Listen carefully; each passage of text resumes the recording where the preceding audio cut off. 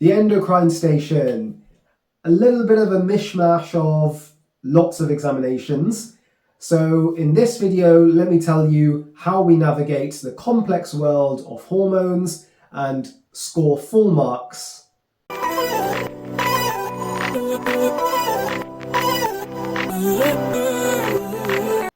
Peace and blessings, YouTube family. Today we're going to be talking about the endocrine station. Now this station is one that can be a little bit difficult because there isn't one specific examination that you can do, but rather it is a general examination. So let me talk you through the station and what you do.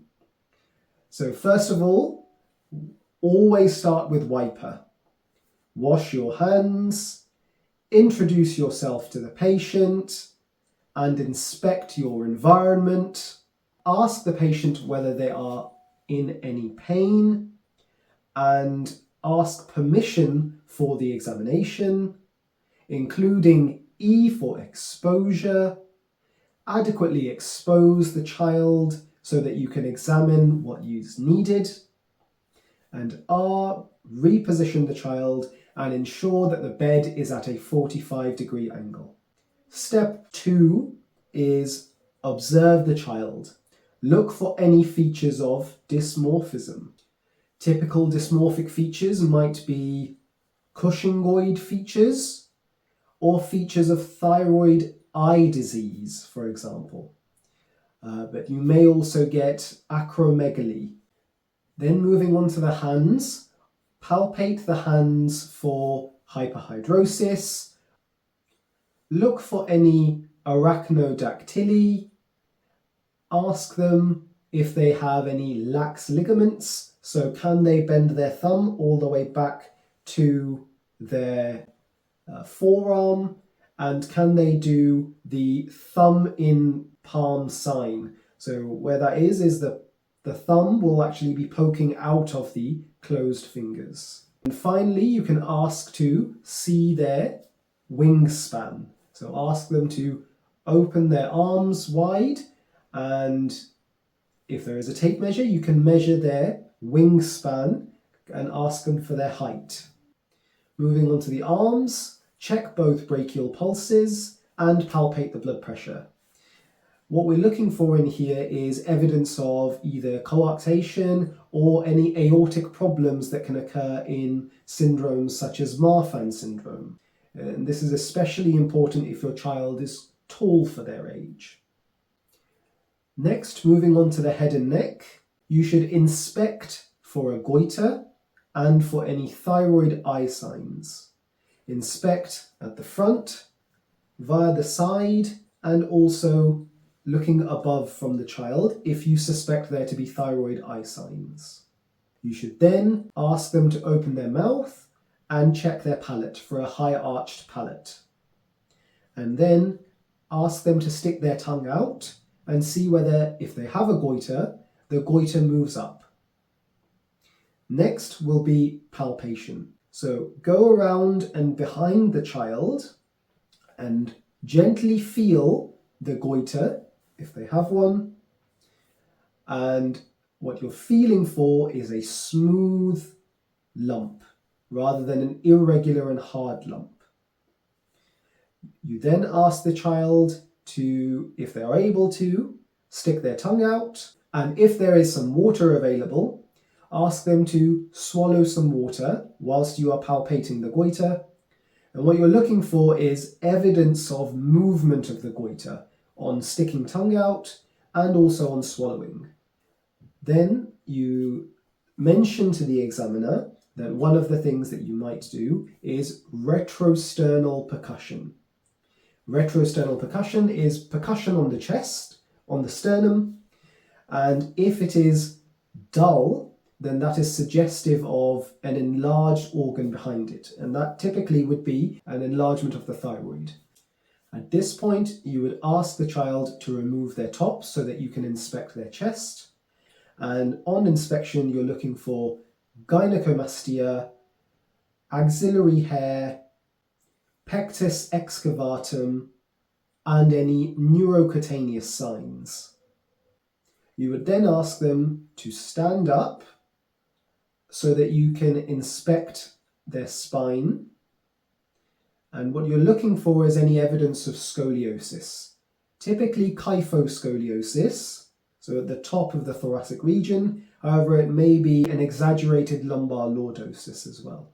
And it is important to inspect the spine with the shoes off. So do remember to ask them to take their shoes off.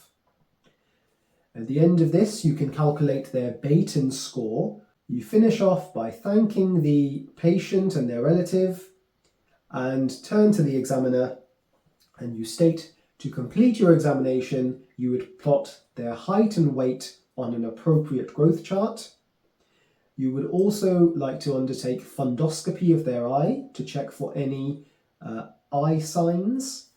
You would also like, with a chaperone, to conduct a pubertal assessment, and you would also like to plot their mid-parental heights.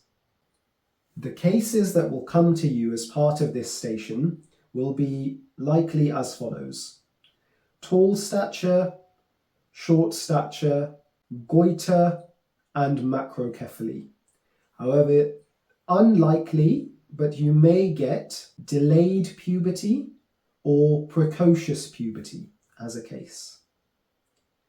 And all of these cases I have discussed in my free clinicals guide on how to pass the MRCPCH clinicals. So please do download and read that relevant section. At the end of the examination, the examiner will ask you 2 questions. The first question is, what investigations would you like to do for this child? Investigations are always divided into bedside, blood tests, imaging, and others. So bedside tests would be, of course, taking a full history, plotting height and weight and mid-parental heights, and potentially a pubertal assessment. Blood tests that we should do on this child will be as follows: thyroid function tests, karyotype, sex hormone profile, IGF-1 levels, a pituitary profile test, dexamethasone suppression tests, or ACTH stimulation tests. And the imaging that we would do on this child would be a X-ray of the left wrist to determine bone age, and an MRI of the brain, specifically focusing on the pituitary gland. If the child has evidence of thyroid disease, they may also benefit from an ultrasound of their neck, and depending on that, they may also get an isotope scan of their neck. And the final question will be, how will you manage this child? And management has 4 sections: acute management, chronic MDT management, school and social management, and family management. So acute management deals with an A to E assessment, replacing any hormones that the child may need, introducing the sick day rules of steroids, and if the child is on steroids, giving them a steroid awareness card. Chronic management would involve an MDT approach, a multidisciplinary team consisting of the pediatric endocrinology team, the local endocrinology specialist, the dietitian, potentially a geneticist, and for a gold star, organisation of open access to the paediatric assessment unit. Now, for those of you that don't know, open access is a concept in the UK where chronic patients or patients with chronic problems can get very, very quick access to their local hospital's paediatric department for advice, examination, and management. So to really put a gold star on top, you should mention this as part of your chronic management. School and social management. Every child would benefit from having an educational healthcare plan and also having a financial needs assessment by their social worker. This is so that their family can benefit from some extra subsidies or financial help that the government and the NHS can give for their child. And finally, the family would be an integral part of the management of this child, so they should be given a leaflet on this condition. They should also be told some red flag symptoms to look out for, in which case they have to bring the child to hospital. They should be directed towards online family support groups, one of which is contactafamily.org. And there you have it, the endocrine station demystified. So if you like this video, please do like, comment, share and subscribe for more videos. Thank you for tuning into this video, YouTube family. Peace and blessings.